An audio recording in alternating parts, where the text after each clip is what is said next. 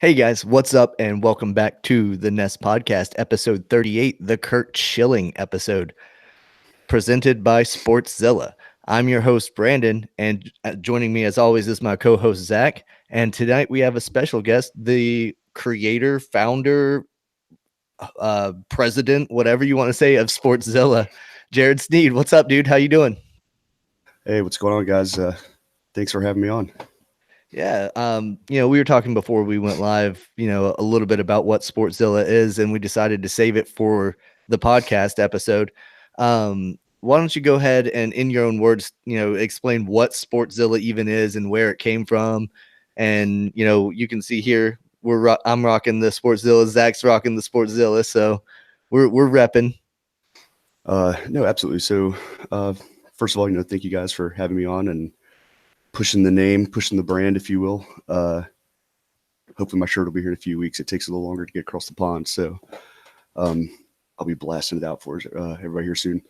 Basically, Sportzilla is a page that we all started. I say we all, as me and two of my buddies, all Army brats, running around. We've lived together for 7-8 years, and then kind of got dispersed as everybody moves around to different locations.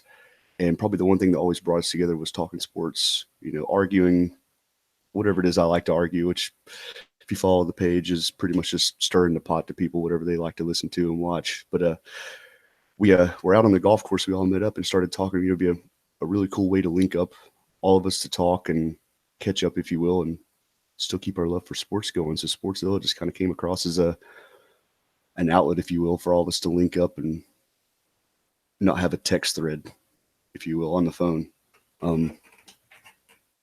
And then it kind of spurred from there. It kind of just snowballed in like a 2-month time span, if you will. And it turns into 4 or 5 days a week of generally I'll post something that I know half the people don't agree with, and I just keep going sports related. And then Like you said, converse you back like and to forth. stir the pot, and that's fun, Absolutely. and in the threads we've had, pretty good conversation, and it's grown, and there are people in there that I don't know personally, but I talk to in the group. So it's pretty cool to see stuff like that. Oh, it's super cool. Like never, I think probably my favorite part of the whole page, if you will, is just linking up with either old friends or people that I've never even met before, and even having sidebars with them, side conversations with them, and just where do they come from, meeting new people and their experiences with sports in general, Sure. and their Yeah. perceptions and what they believe in. It's pretty cool. It, you As know, I love it. So Zach and I were actually friends in the Marine Corps, and we live in completely different locations. I live in Florida and he lives in Missouri. So we link up on the internet and do our podcast, and our whole deal is, through the internet and through technology, just like how you planned Sportzilla to link up with your buddies from wherever you end up. yeah, So I mean, technology in today's world is a way that you can keep up with friends like you've never been able to before. yeah. And unfortunately, I'm always behind the curve trying to point and click on these computers and stuff like that. So Oh, no, it's cool. You caught on real quickly. But we brought you on because we wanted to talk about the NFL draft. And we did you get a chance to watch it as it was happening? I know you're in a whole other time zone, so that's got to be kind of tough to be up to date on your sports. yeah, so I'm about 13 hours ahead, I believe, is the time difference from Eastern time. Um, I didn't actually get to watch the live feed of the videos, but I was kind of shamming at work and had the iPad open and was watching each live pick as it was coming up. So I think as I was sitting in the office, it was pretty quiet. People heard me yelling and screaming at some pretty bizarre picks, and pretty much just waiting to see what the Dolphins did What about what halfway did through you the think draft. of the Dolphins pick? We'll start right there. I know you're a big Dolphins fan. So we went D line with Wilkins out of Clemson. I think it's probably the most solid pick that we've done in the last 2 or 3 years. Going back to even when we took Tunzel a couple of years ago, which was still a reach, probably the best player in the draft, but still a reach just from his off-field issues. Defensive lines where we needed to go. We have probably the top 3 or 4, worst run defenses in the league, which always relates back to you're putting pressure on our defensive backs to stop the pass as well. I think it was an absolutely solid pick. I think it caught a lot of people off guard because with new leadership coming into the, when new coaches staff coming into the team, I think everybody thought we were going to try to push for a quarterback and try to turn one of these guys that weren't really first round material and try to turn them into a franchise quarterback. So I think it was a solid pick, but we And won't it know for looks 2 like or you 3 guys years. might be looks like you guys might be getting ready to trade for Josh Rosen. It's so being an internet warrior, clicking around, looking at the rumor mills. I think the Cardinals were asking a little too much for him. Is the only reason we didn't really go for him in the first round.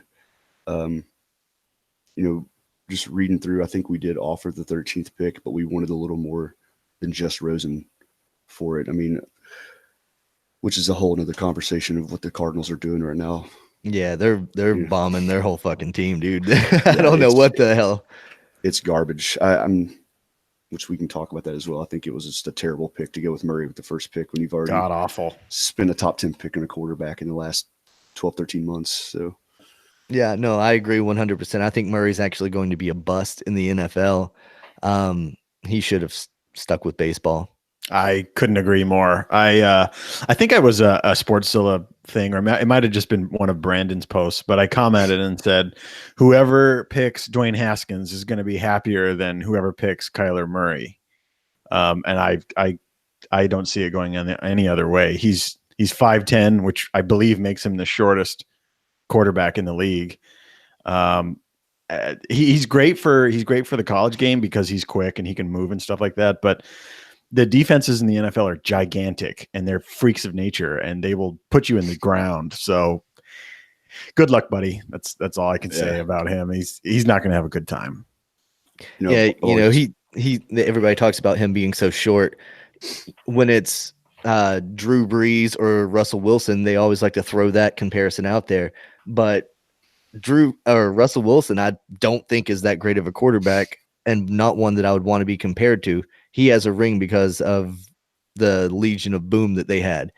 Drew Brees is the only short guy quarterback that's like, okay, holy shit, that guy's awesome. But he's a phenom. He's a one of a kind. You don't get Drew Breeses all the time, and Kyler Murray is not going to fit that mold. So he's a bust.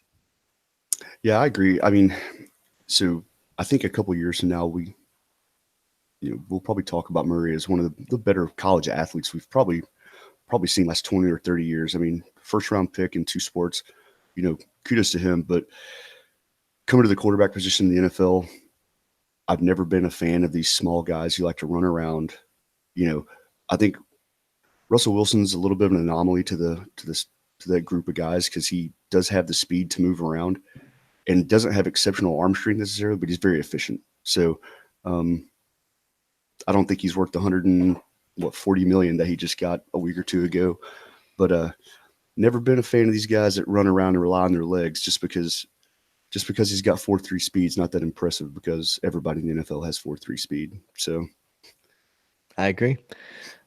One of the surprising, well, first off, I want to give you a quick story. We were texting with our buddy Justin from Into the Woods podcast. He's a huge Atlanta Falcons fan. That's why I always, ruffle his feathers, so to speak. But we were texting with him throughout the draft, and he actually wanted Wilkins. He was cheering for you guys to pass on him. And whenever the Dolphins selected him at what was it, 13 overall? 13th overall. Yeah, whenever you guys selected him there, he just texted out "fuck" and he went on a long, cursing spree and basically wished the Dolphins to hell. At that point, we invited him on to this episode because we wanted him to be on here with you, and we thought that would make for a very interesting conversation. But unfortunately, his daughter has an AAU tournament that she's playing in, and it's a big statewide thing or whatever. So good luck to her. I hope she does well in that, and we'll have to catch him next week. Yeah, that was rough for him. He lost the pick that he wanted, and then whoever the Falcons picked was just some scrub that no one's ever heard of, and he was just done by that point. It was actually, I didn't know that was actually on the Falcons board to go after defensive line. I don't even know if it was Boston College. I don't even know if it was, but it was on Justin's board. And that's the player that Justin wanted, and he was calling him out from like as soon as the draft started, before Murray was selected number 1 overall. That's who he wanted. So I don't know if it was something that was big on the Falcons draft board and he was just a big fan of that idea, or if he just picked his own player. But It seemed like, just watching from my iPad and kind of reading some of the recaps from just recent memory, from this draft, it seems like a lot of teams went with best player available, minus, maybe one or two picks inside the top 10 or 12 picks. But it seems like the most teams went with best player available, which is kind of like a recipe that the Patriots always use. And there's 30 to 31 other teams that never really follow that recipe. So it's kind of cool to see that happen this year, that teams were just picking up what they thought was the best player on the board. So. speaking of the Patriots, I'm a Pats fan, and they selected wide receiver, so they got a little weapon for Tom, and he's a pretty good receiver from what I've been seeing on the posts and everything on social media today. Fucking, it looks like he's a big receiver, but he's fast. I don't know how sure his hands are yet, but we'll see.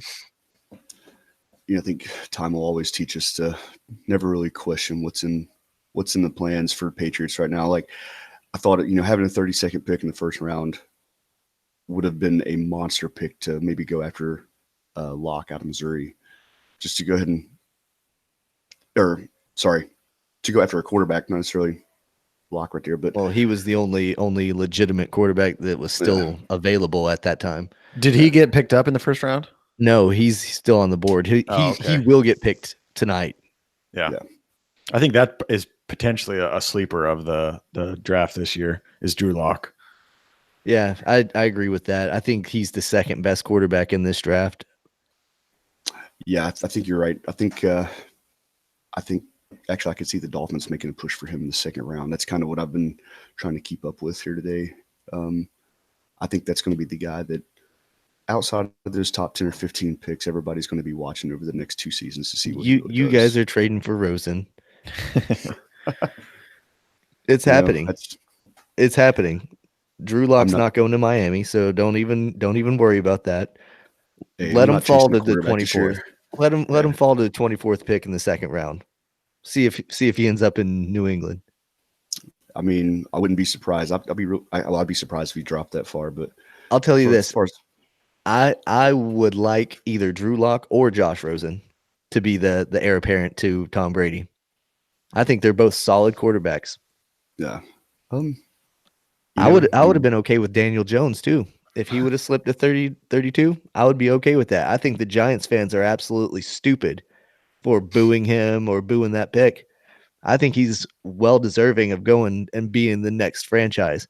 I know a lot of people are saying he doesn't deserve to be that high of a draft pick, and I can agree to that.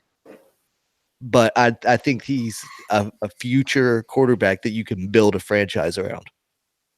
Yeah, especially with the way the NFL game is set up. It's not set up for these quick quarterbacks like we keep talking about. It's set up for a pocket passer who is accurate. So that's what you should go after. But if people don't know the name of the draftee, then they think it's just a bust and it's a worthless pick. Yeah. And then, but all of these quarterbacks that go so high and then just wash out in 3 years, that happens all the time. And people don't say anything about taking the first quarterback of the draft. But I don't know. I guess you can't change people's minds. I mean, he's a quarterback. Was he 6'5", 230, cannon arm? I think the only really question about him is not really what the numbers he kind of put up. It was just more of, the defenses he was actually playing against in college. Like, there's guys that come out of just crazy small schools, not really playing against anybody, who end up turning out to be incredible talents in the NFL. So Tom Brady, he's got the size. Yeah. Well, he went to Michigan. That's not a small school. No, but I mean, he himself was no big person that anyone paid attention to. Yeah, that's true. I mean, he was a big, doughy, slow white kid that was, a tall quarterback. Right. He got 1 year of play at Michigan. So to that point, but he was also drafted behind a Pro Bowl quarterback. Bledsoe was there, and Brady was brought in to be a project piece, just like Drew Lock would be to come to the Patriots now, just like Josh Rosen would be to come to the Patriots now.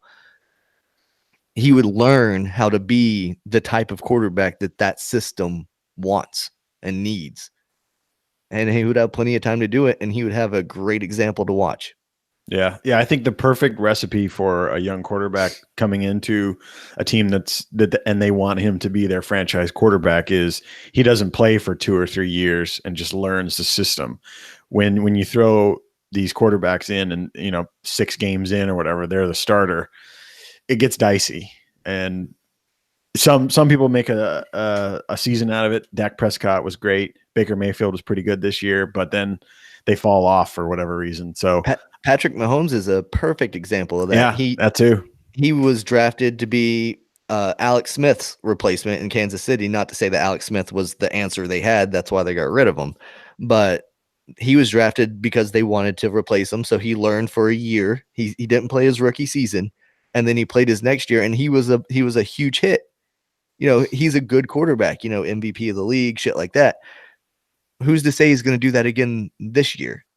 He might regress. He might not be as stellar. He's going to put up good numbers. He's a great quarterback for a long time, but I don't know. I think a lot of people are sucking his dick way too much, especially with all the shit that's going on in Kansas City. Holy fuck. Have you kept up with any of that? They've gotten rid of basically every player, every good player.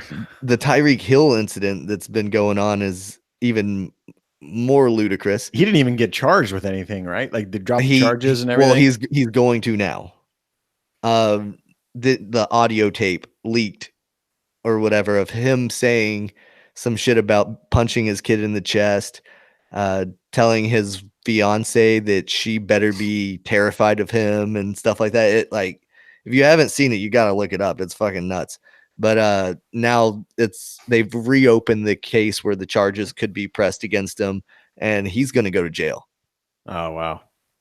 Yeah, it's go ahead. I think he said this is like the 3rd or 4th instance they've already found that he's with domestic violence of some sort. I didn't actually realize he had a history coming out of college. Yes, with the same fiance. Girl.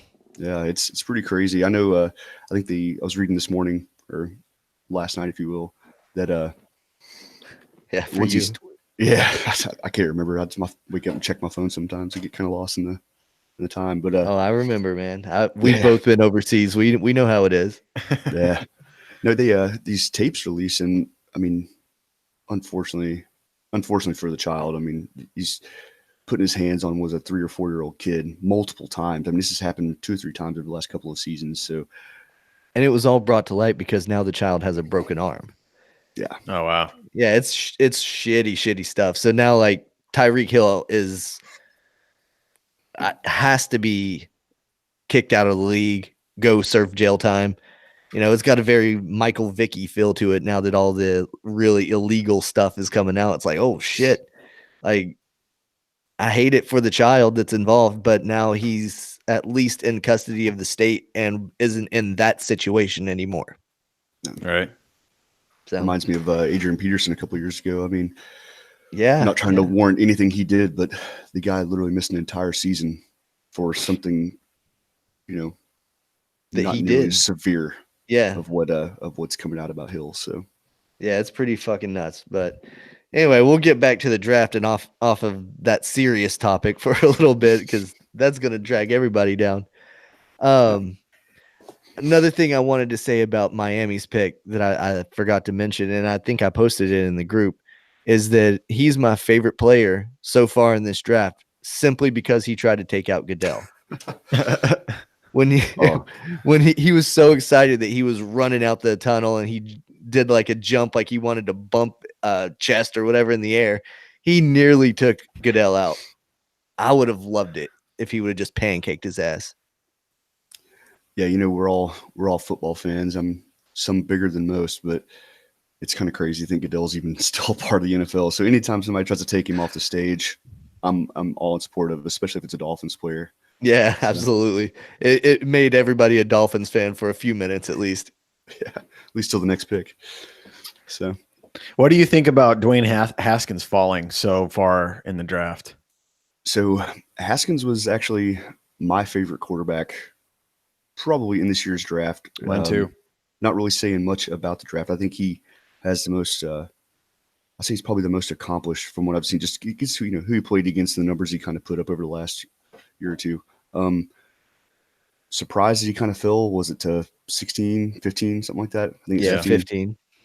And I just don't think he fell into the right situation. I mean, he's probably going to start next year. If not, he'll probably start within the next 2 years. But Washington's not really known for building these quarterbacks up. So let's really see what they do with him. I mean, they ruined Robert Griffin, so they'll probably do the same with this guy. Well, Yeah, or is Robert Griffin III just a victim of he played at a smaller school because he didn't play at one of those big colleges where you get the true test of defenses and stuff. He shined at a smaller school, and then he went to the NFL where the big boys play, and he didn't develop into the quarterback that they thought that he would. Yeah, that's true. I Either mean, way. it happens all the time. I mean, Manziel played in the SEC light, sort of. He played 1 year in the SEC West, and he beat Alabama. That was his big claim to fame. And then after that is how he got his, first round draft pick and all that shit. And then where's he playing at now with Vince McMahon?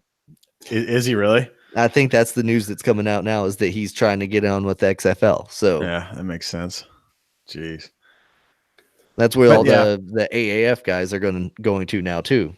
But yeah, to Jared's point, I thought he had at least the best chance of being a good quarterback. You don't get much better for Ohio State, and he put up crazy numbers. I believe he broke Drew Brees' Big Ten record, and I believe he put up more points against Michigan than any other Ohio State quarterback ever. So that's a big deal. He's got a very good pass percentage completion wise. He's giant, which is great for the NFL. But one thing that kind of turned me off a little bit is how he just shrugged off his pick. I get that you're upset that you fell so far and you don't think that you should have fallen this far, but nonetheless, you got picked to play a sport that you're going to get paid millions of dollars for. Like, be a little bit humble here. Was it shrugging it off, or was it just a silent confidence? Because when he picked, it kind of looked to me like he was just like all right, it's the Redskins. Let's fucking do this. I don't know. It came off to me as like, this sucks. I don't want to be going to this team, and I should have been picked earlier. But he's probably got a huge chip on his shoulder now, which might do him some good. It kind of reminded me. I think it's kind of fitting for the Nest is, he's that pick. If you ever played like NBA 2K and you go to the interview after you've been drafted and it gives you the options, be humble, kind of say something that's against the league, and it kind of builds your character for the game. And I was just like, I get it, man. You're the 15th pick overall. You're a little upset, but if you really look at the board, there was only maybe 2 teams who really needed a quarterback. They just didn't need you. I mean, he went to a team who's going to need a quarterback. He'll be fine. Well, it's either him or Colt McCoy that's going to start this year. I can't remember the injury that McCoy didn't. McCoy tear his Achilles at the end of the season. They're saying he should be back before the the preseason. That's another quarterback who killed it in college and then just did not make it in the NFL. Oh, or who's the other quarterback Browns that ate they him up. got? Did they also get Case Keenum? Who, the Redskins? Yeah, I think they've also got him. I didn't know that. I mean, all guys that kind of suck. Yeah, I don't know who's. I mean, we're getting pretty far down in the depth chart. Yeah, for a team that none of us actually follow, so that's pretty sad. I will say though, like I thought the coolest stat line that I had heard from Haskins was compared to Jones out of Duke is I think he played something like 20 or 25 less games than Jones, and he's only like 800 or 900 yards career passing off, but he has the same amount of touchdowns and 20 or 25 less interceptions.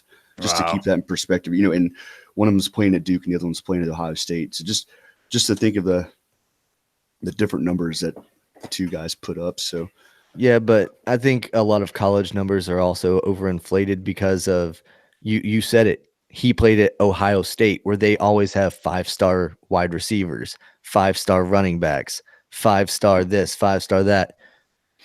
friggin' Jones played at Duke, where they have more intellectual people. They don't have a lot of star athletes at Duke other than basketball, but that's a whole different conversation.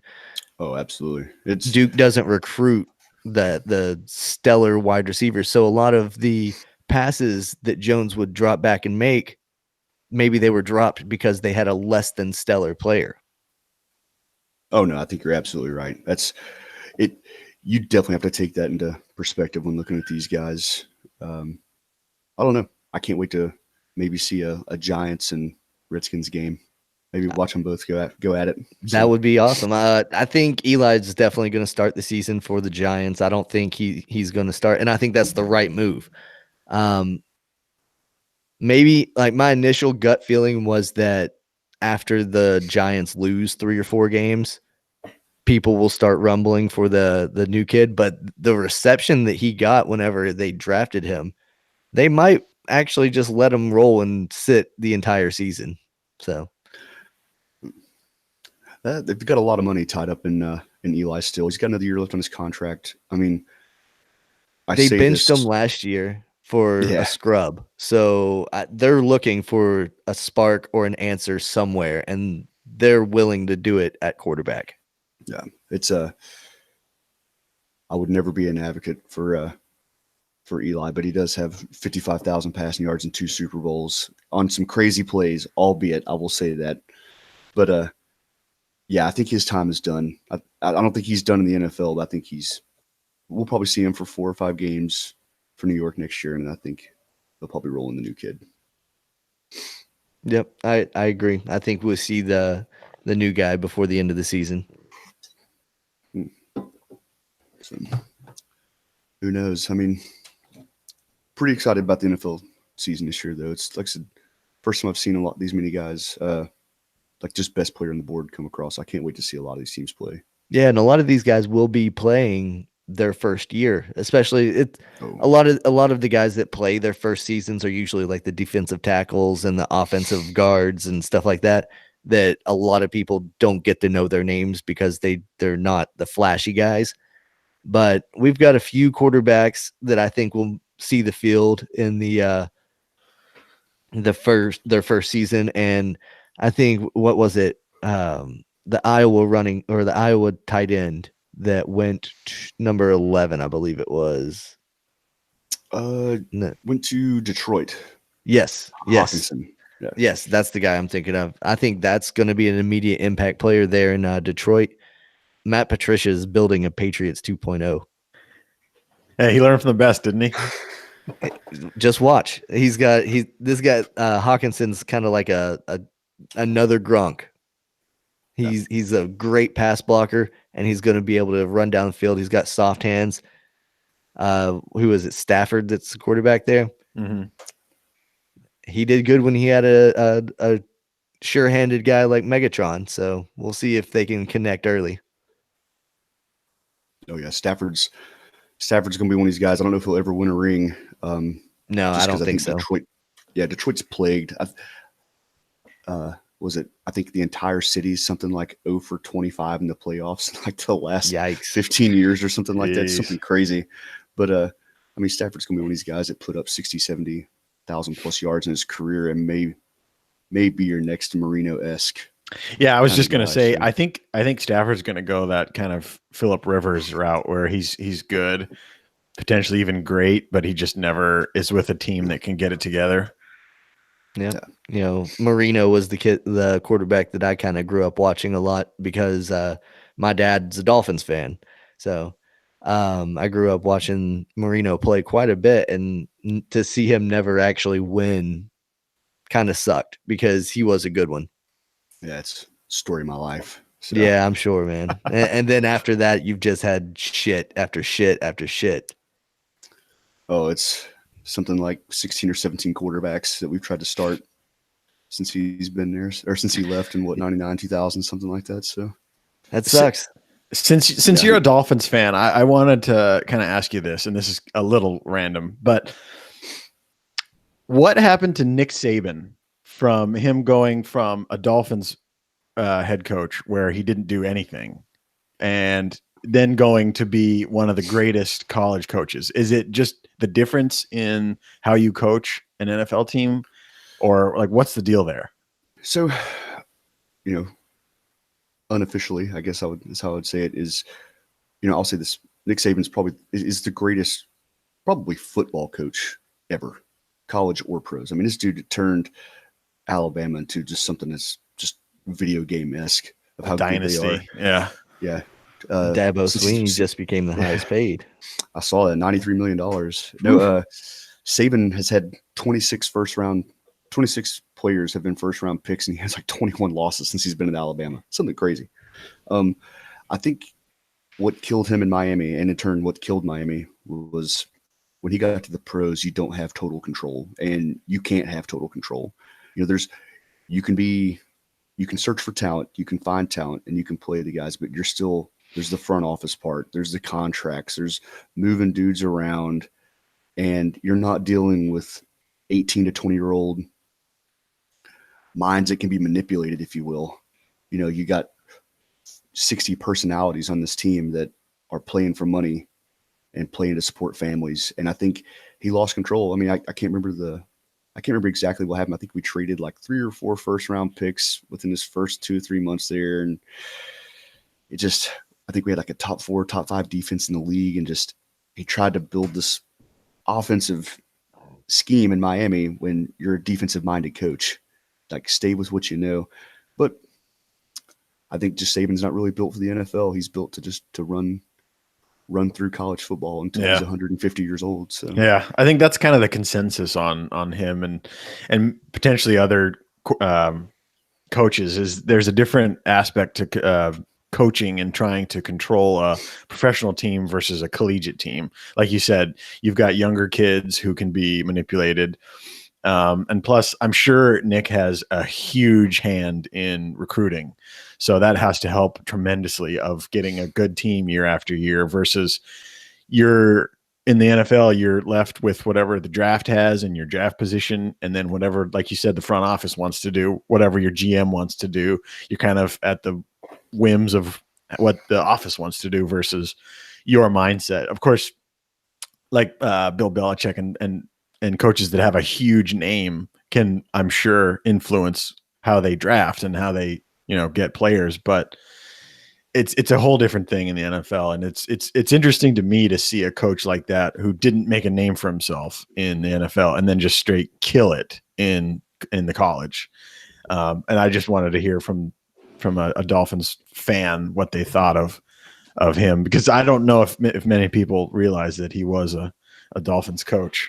Yeah, it's we had a season or so with him, a couple seasons. Yeah, and it was like 10 years ago, and a couple or off seasons. Yeah, it was like 10. I think like 2004 or something like that. Yeah. I'll stick by it. Saban's probably the best coach on the collegiate or pro level, but not really built for the pros. I think he's too much of a control freak, and there's nothing wrong with that. He's where he needs to be, making $8 to $10 million a year, winning championships. Yeah, you kind of want a control freak to be your coach. Like you need someone who can take charge of a situation and dole out what he wants done. Of course, as a Dolphins fan, I'm always going to have a grudge against him. So sure, I'll tend to turn it on Saturdays and kind of pull for whoever's playing for Alabama. Right. Yeah, it's something that I don't think will be matched in a long time. Is a coach takes a team that's basically unknown for a while and just makes them into this gigantic dynasty. Whether they win every year when they get to the championship or whatever, that's beside the point. I think to have a team that's always in the top 4 and always in the talks of stuff, that's crazy to me, especially in college where random teams will come out of nowhere. USC was great for a while. Texas was great for a while. And now you don't hear about those teams. But for him to have a team that is just so consistently good is crazy. Yeah, and that makes me want to ask you another question. Jared, I know we're keeping you a little bit longer than you had. So thank you for being patient with us. What do you think about the college football? Do you think it should be expanded to 8 teams, or are you comfortable with 4? So I don't know if there's actually a right answer. That's probably how I'll cop out. You're never going to get a true winner with only 3 or 4 playoff teams. I mean, I get it. They only play 10 to 12 games, but there's 100 plus teams that are in Division I football right now. I mean, albeit there's probably 6 or 7 teams a year that are legitimately good enough to win a championship. Right. I buy just, that. Yeah, just like in the NFL. I mean, I don't think we've ever seen, maybe 2 or 3 times on both sides that there's a clear cut, this team is unstoppable. Like, it makes me think of like the Reggie Bush USC days, stuff like that. This team, there was nobody going to beat those teams when they were playing. I think you expand it to 6, maybe 8 teams, but you got to stop, because otherwise there's always going to be the fans like myself who are like, well, let's go to 12 teams, let's go to 14 teams. It's just, it gets almost unrealistic at that point. But 4, to me, I don't think the pool's good enough, because you have 5 power conferences and you're already eliminating 1 by not even allowing to play into the playoffs. So right. And then you've got teams like Notre Dame that aren't even in a conference that make it. So that's 2 of your Power 5s that are gone. Yeah. Well, I think we're at a time, this isn't football. It's 50, 60 years ago. Notre Dame needs to pick where they want to play. There's too much money at stake. And I agree. Too many things, in the mix right now for Notre Dame just to kind of pick and choose who they want to play, when they want to play, how they want to play them, and still want to be a contender. I get it. You're spitting out, the last 5 or 6 seasons, you've had 2 or 3 teams that are pretty legit, probably could have won a championship, staying healthy and playing the right team in the playoffs, if you will. But right. you got to join a conference. I agree. I think they need to join the Big Ten. I mean, regionally, that makes sense for where they are located. And then if they can and compete, skill wise, and if they can compete against Michigan and Ohio State, then they are a good team. But if they play whoever they want and then make it into the championship or the playoff and then lose by $1 billion in the first game, then what the hell were you in this conversation to begin with for? Yep, I agree. I think they should switch to 8. And leave it at 8. I'm good with that. Each Power 5 gets an automatic bid in the top 3. Yeah, after that. So we broke it down a few episodes ago, but we basically said each conference champion should be given the chance to make it. Whether they do or not, obviously, is depending upon how well they do, but they should at least be afforded the chance. Because you are a champion in your own right, in your conference. So you've proven that you've played well enough to get something instead of just, whatever team that they throw in, And then you wouldn't have UCF having claims to shit. Exactly. No, it's I've had numerous conversations about this with people for years. I think 8 teams would be great. I think 6 teams at a minimum. Give the Power 5, the conference champion, and then give one at large just to throw in that UCF or something. The only thing I don't like about that is you're building in bye weeks for someone. Yeah, well, I think you can still use the poll. The polls that come in later in the season. That's the reward for being the top team. You are the number 1 seed. You deserve a bye week. And not to really change direction, but that bye week saved a lot of NFL championships for your Patriots. So you might be right about that. But you know what? I think in the NFL, it makes more sense because there are more teams in the playoffs. More teams, and that season's a little bit longer too. That's I think you're going to be hard pressed finding somebody who doesn't believe that they need to expand the playoffs. And I think it's only a matter of time before they do. I think they were just easing into it for whatever reason. 4 is definitely better than just having the BCS decide everything. Yeah, that's true. Yeah. Even though Tennessee was the first BCS champion, so you can't be too mad about 1998. That's funny. Hey, that's my favorite. I'm by no means a UT fan, if you want to argue who the real UT is, but the fact that you a Texas fan? No, I love stirring the pot, man. That's my job. Okay. But I am not a fan of Peyton Manning. I never have been. So knowing that they win after Peyton leaves, I'll love it. What did Peyton Manning ever do to you? Oh no, I think Peyton's a top 2 or 3 quarterback to ever play in the NFL. I don't think anybody can ever argue it. But these people that are just diehard Peyton fans. So man, you couldn't even beat Florida, buddy. Come on. Like, Yeah, no, you know, I agree. I'm a Tennessee fan, but I'm also a Patriots fan, and I have been for a very long time. So we yeah. played Peyton Manning when he was in Indy. We played him when he was in Denver. So I didn't like Peyton Manning much at all, but like you, I put him in the top 3 of all time. Oh yeah. That's you're hard pressed to say anything otherwise. I mean, the guy's But he probably the best wasn't to the ever best. play. He wasn't the best college quarterback. Oh no. That's a whole nother conversation we can have. He doesn't even crack in the top 5 or 10 probably to ever play at the college level. Which is often the case with these good quarterbacks that make a great career in the NFL, which is kind of baffling. Yeah. It's a different game, man. You're playing with kids instead of men. It's just so weird how at a lower level you cannot do as well, and then at the highest level you're an amazing talent. It baffles me. Well, let's stir the pot a little bit. I want to see what all the people of Sportzilla think of the draft picks. Who sucked? Who did you think drafted well? Make fun of the other teams that you think just fucked it up. Start a little comment thread and we'll get in there and see who thinks anything was good or bad or ugly. Oh, that's definitely in the works. That's kind of my plan. Once the second and third round kind of start wrapping up, we can start to open up the page, and I'd love to hear what everybody has to say. Awesome, man. Well, we look forward to engaging in that, and we definitely thank you for your time, and thank you for coming on, and thank you for the sweet shirts, the Sportzilla t-shirts. Definitely awesome. As always, guys, I definitely appreciate your support. What you guys do for us. It's trying to help each other grow and grow the audience for both sides, and whatever we can do to help one another. It's sports is in my eyes the best way to bring people together from all around the world. So yeah, I agree. Do you have anything else you want to plug? No, that's probably need to get off here and let you guys handle the show. All right, my man. Well, we appreciate you coming on. It was a pleasure. It was a great time. Absolutely. I look forward to listening to the rest of the show, guys. All right, man. See ya. Later. See ya. All right. Well, don't forget to check out Sportzilla on Facebook. It's an awesome group. More than likely, they would just add whoever would like to join. That's what it seems like. Anybody that wants to join, they're just letting them in. And like he said, I think maybe before we went live, he's going to open it up to just the public pretty soon anyway. So yeah.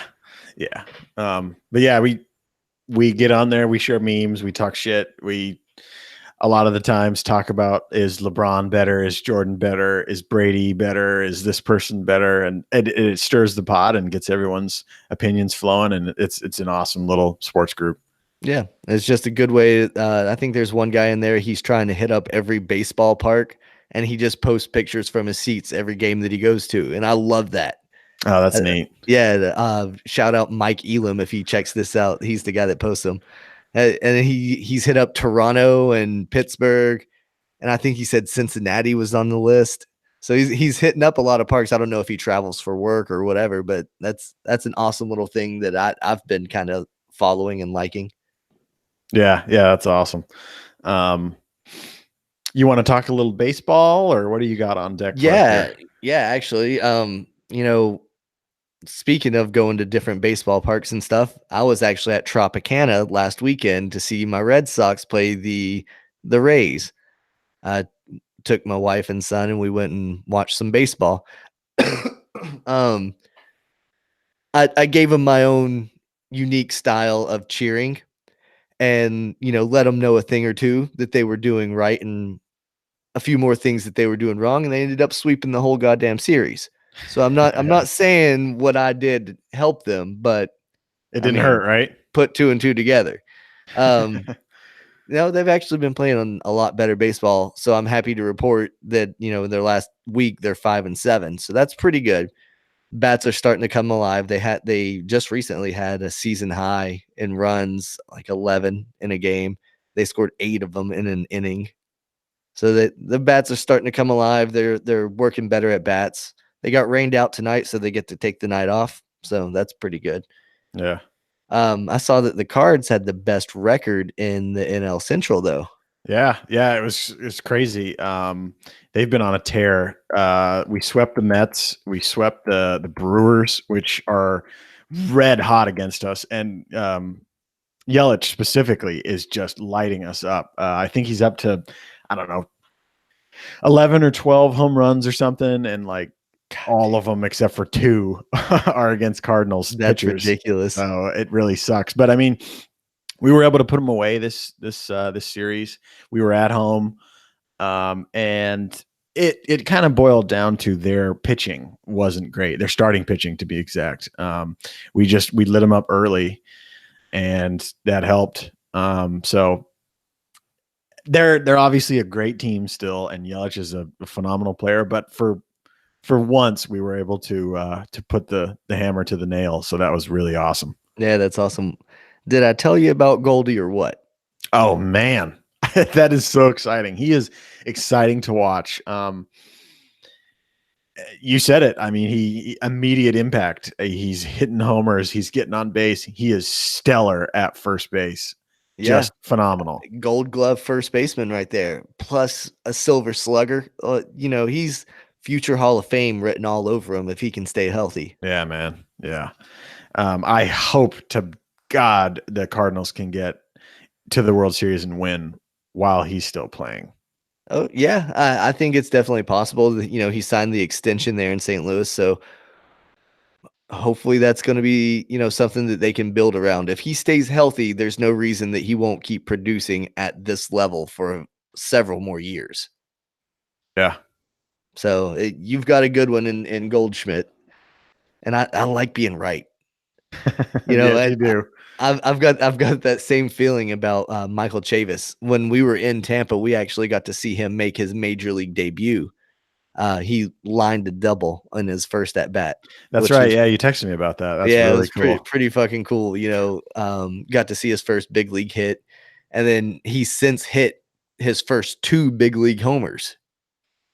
So in the week since we saw him, he's already popped 2 big shots over the monster, and holy shit, this kid's taking off.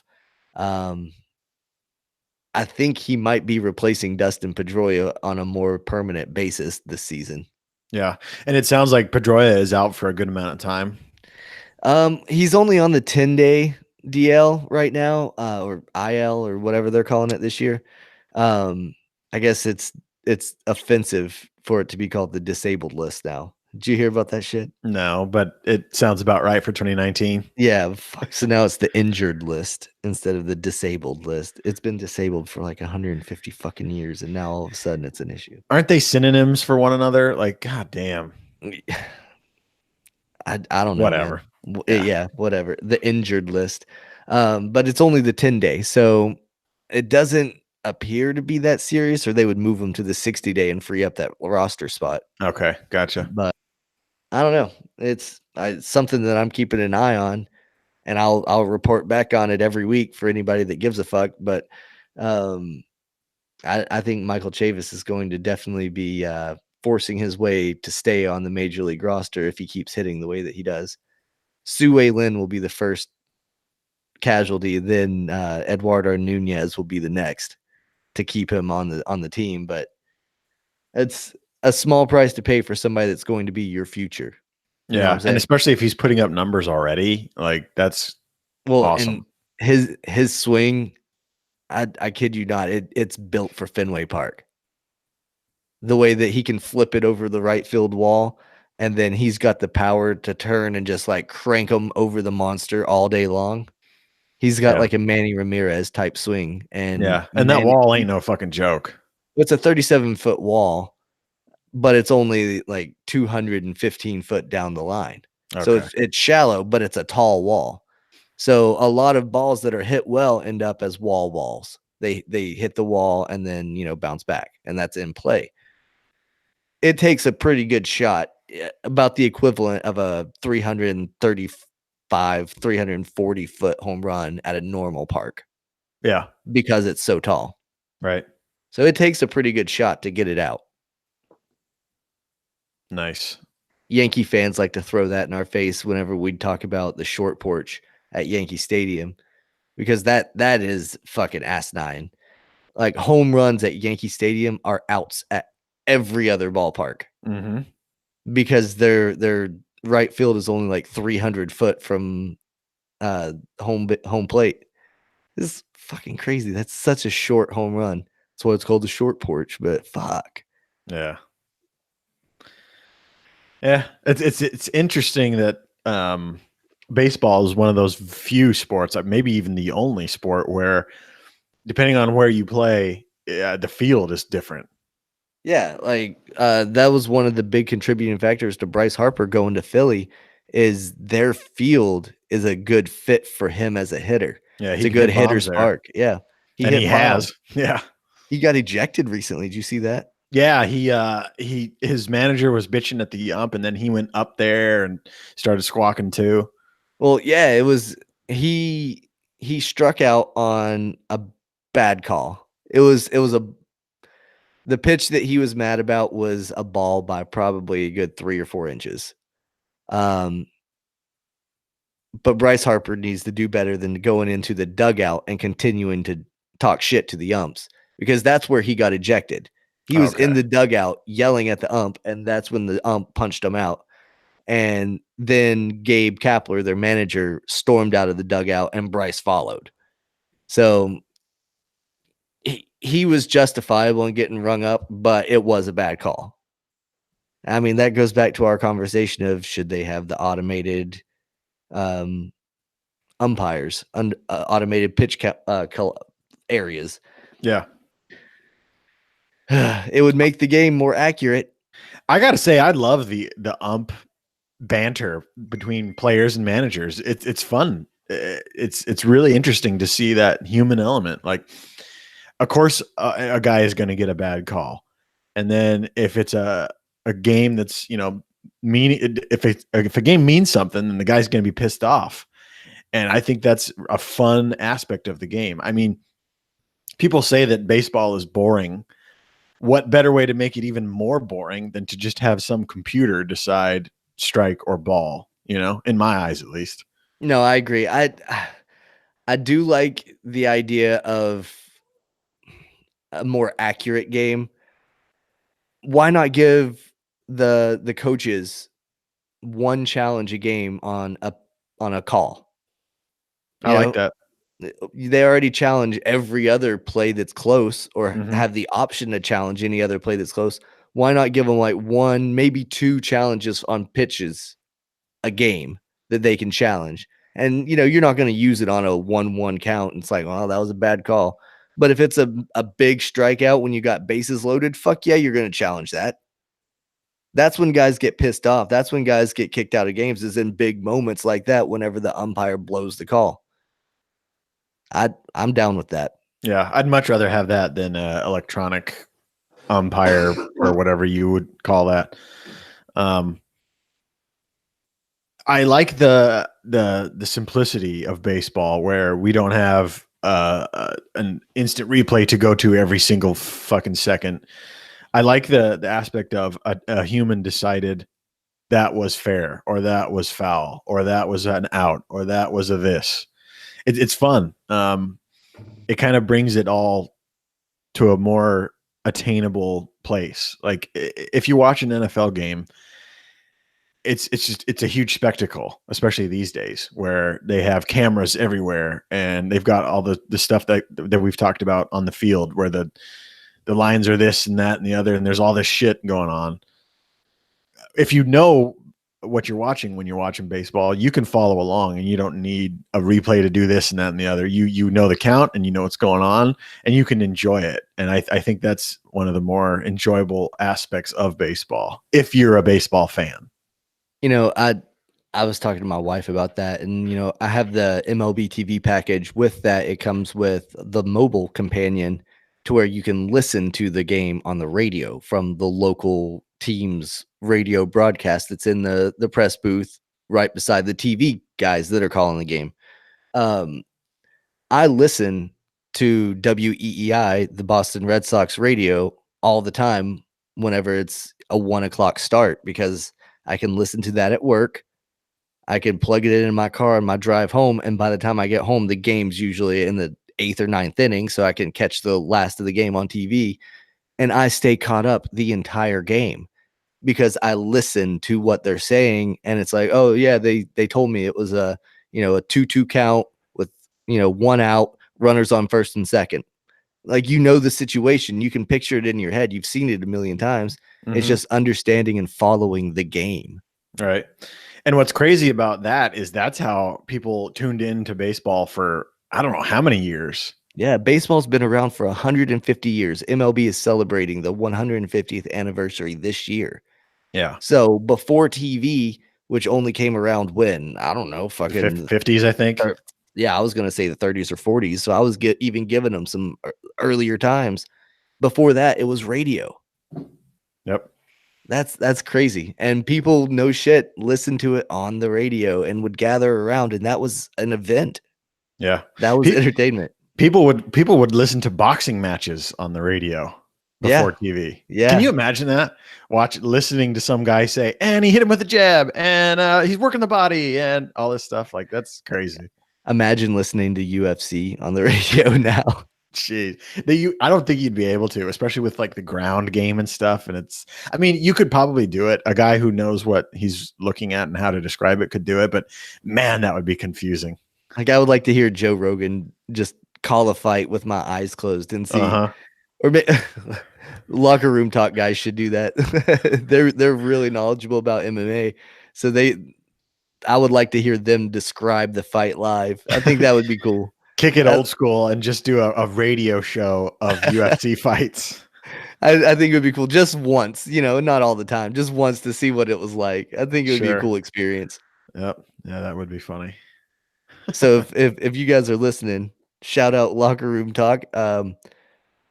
If you do that, let us know. I would like to hear it. I will tune in for that for sure. That would be awesome. Yeah, it'd be fun to do like something like that where if it's a fight that you're not going to buy, just listen to them talk about it. Yeah, if they bought the fights and it's like, okay, well, I'll just listen to see who wins. I'll watch their Facebook live stream. Mm-hmm. There you go. Yeah, that'd be sweet. Watch their reaction to the fights. Oh man, that'd be funny. Switching gears a little bit. We have to be probably the only organization or whatever you want to call us with the word nerd in our name that is not going to be talking about Avengers Endgame. Yeah, I know. That's pretty funny, right? We talked about the NFL draft on the very same night the Avengers Endgame came out. We decided to watch the NFL draft and prepare a podcast to talk about it that weekend. I was thinking about that earlier today, and I was like, man, the whole world is losing their minds over this movie. And we've got a podcast where half of it is sports and half of it is nerd entertainment. And we've just thrown the nerd entertainment out the fucking window today. You say that, but the nerd entertainment to me is also video games. Mm-hmm. And we talk about video games quite a bit.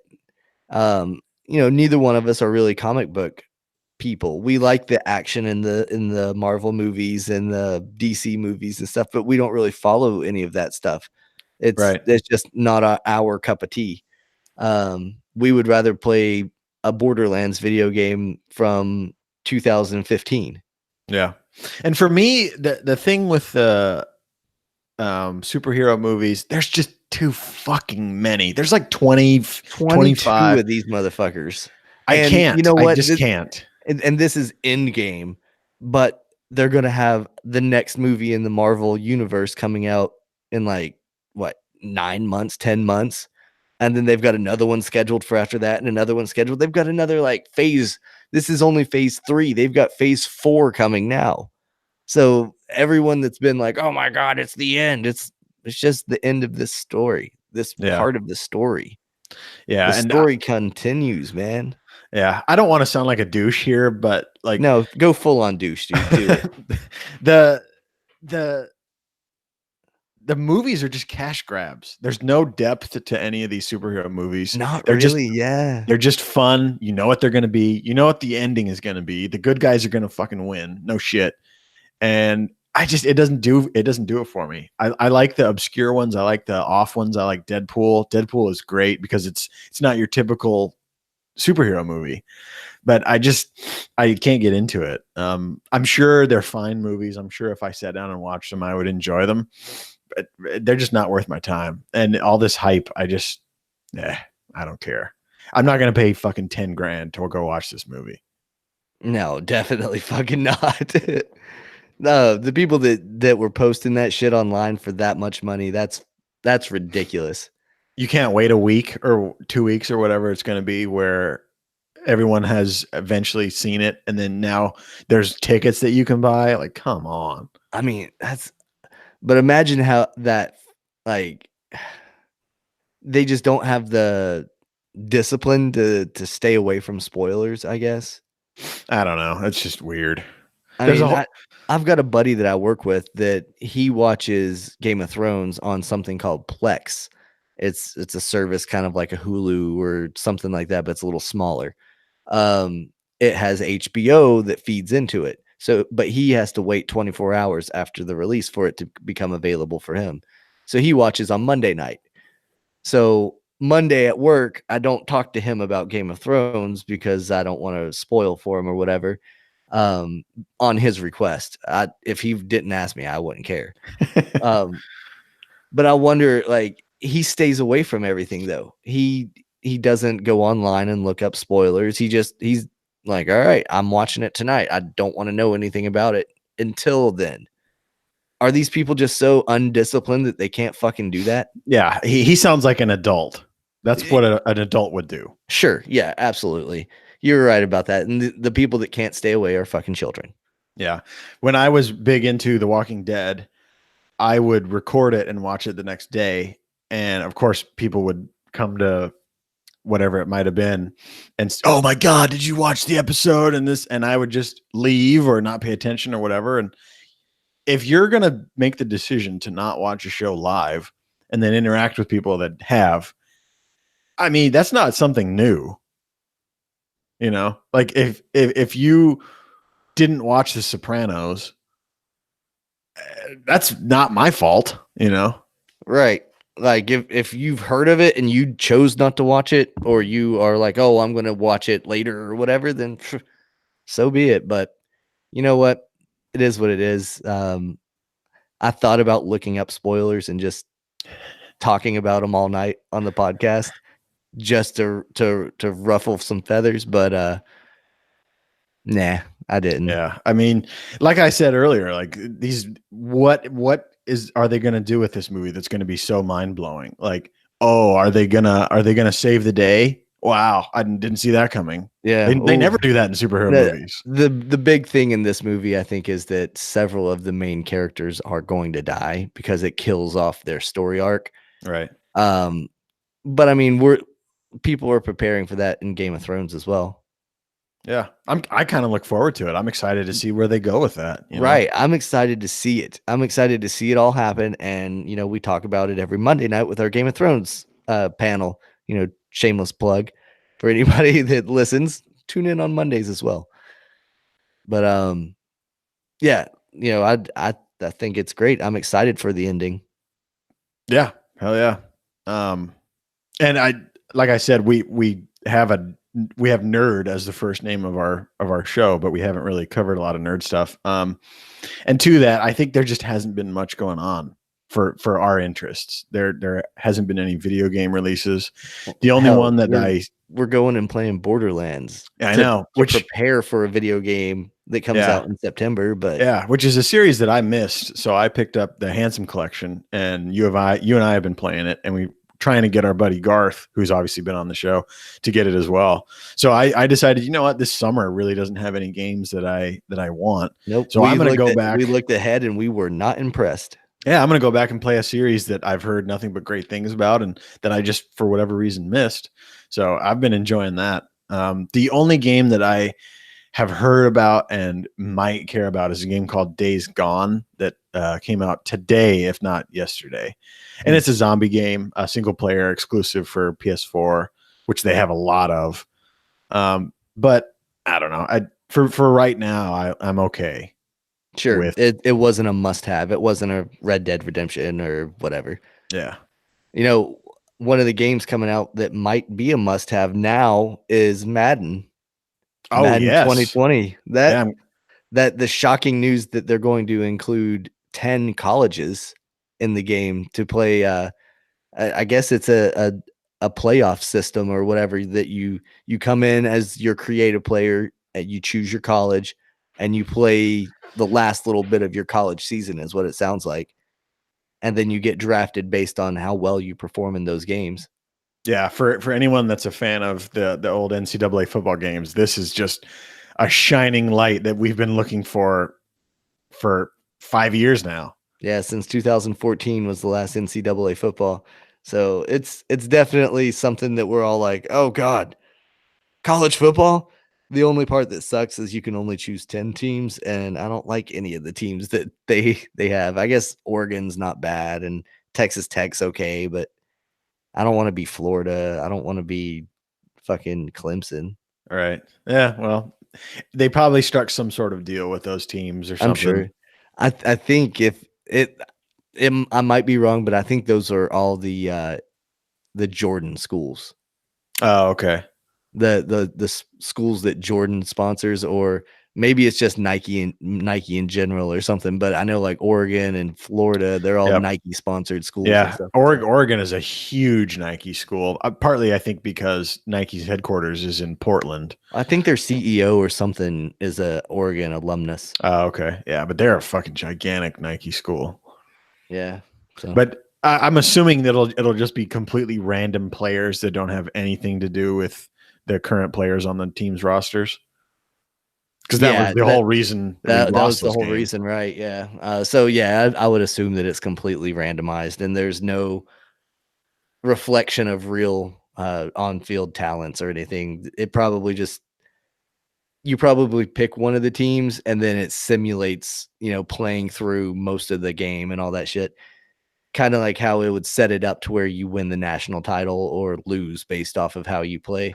You Yeah. know what I'm saying? Like it'll make sure that you go that route and all the players are preset and all that shit. So Yeah. Well, if you remember in the later NCAA football games, when you did the creative character, you played in high school and you could pick your high school. You could build a high school that emulated your high school or whatever high school that's you right. wanted. That's right.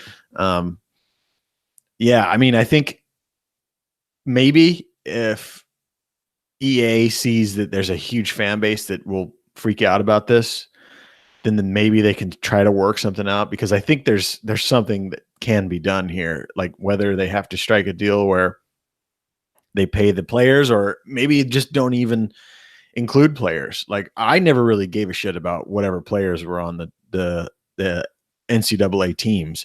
I wanted to create my own character and go through the 4 years of college. That's all I cared about. I didn't care that I could play as Tim Tebow or whoever. That didn't really do it for me.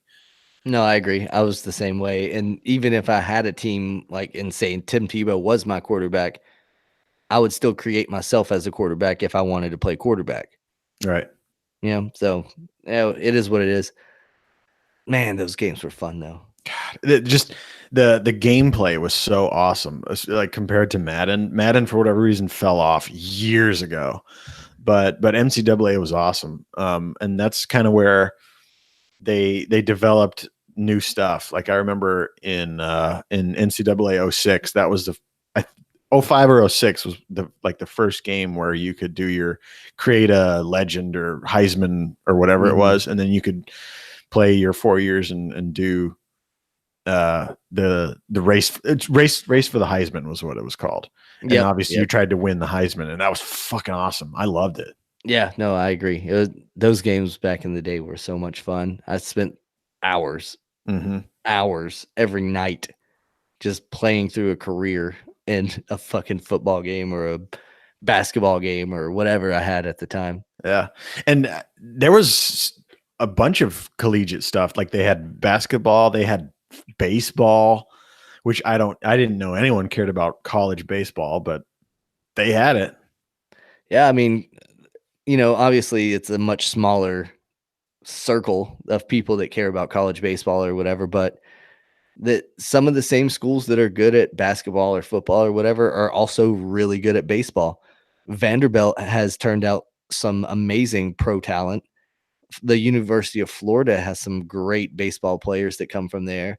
And then there's also the schools like Rice in Texas that turn out great baseball players.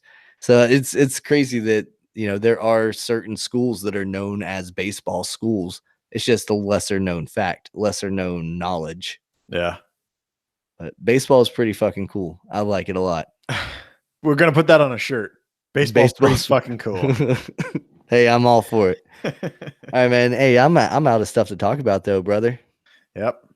Catch us next week. We're obviously going to be doing the big episode 3 of Game of Thrones, or episode 3. I'm excited. Do you know who we're going to have on? I don't yet. I think Danny said he wanted to come on after the Battle of Winterfell. So maybe Danny Limelight, the professional wrestler, will be coming on to talk. Okay. And maybe Garth. That mix it up a little bit because Danny was with Cam last time. So yeah, sure. Yeah. So if we can get them, we'll go for that. But if not, we'll figure something out. Yeah, I can't wait. And we'll be back same time, same place next week, right here. Sportzilla TV or whatever you want to call it. Hell yeah. All right. See you guys.